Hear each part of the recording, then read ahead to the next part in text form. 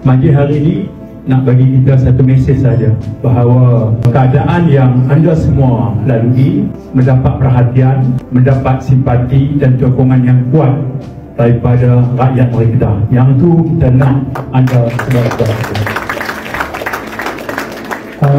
Anda punya bakat, anda punya kemahiran, dan saudara memilih karier sebagai pemain bola sepak profesional, sebab dunia bola sepak sekarang kancah profesional.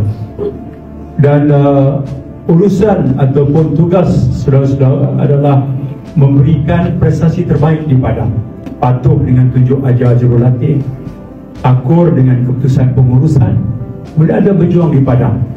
Anda membuat pilihan yang betul, minat, anda ada bakat, dan saudara memilih satu kerja, ya.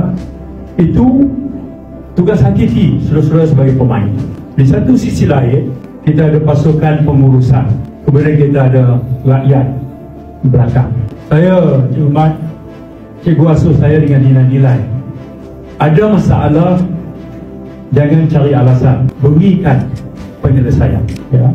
If you have any problems, don't give excuses, find a solution. Saya fikir itu adalah nilai yang sangat baik bagi kesan kepada saya sampai hari ini. Yang kedua, masalah tak akan selesai kalau kita hanya menuding jari. Menuding jari, mengata ke orang, masalah tak selesai.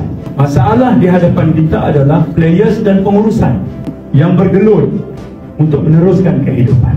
Bantu mereka, sokong mereka, dorong mereka. Sisa-sisa semangat mereka di hujung musim. Tinggal berapa game lagi? Apa? 4. Belanda berapa? 11. Polis nombor 8. Saya jaga polis lah ni kan. Polis nombor 8. Saya ada 2 tim tu, Migration, M3 dan juga polis.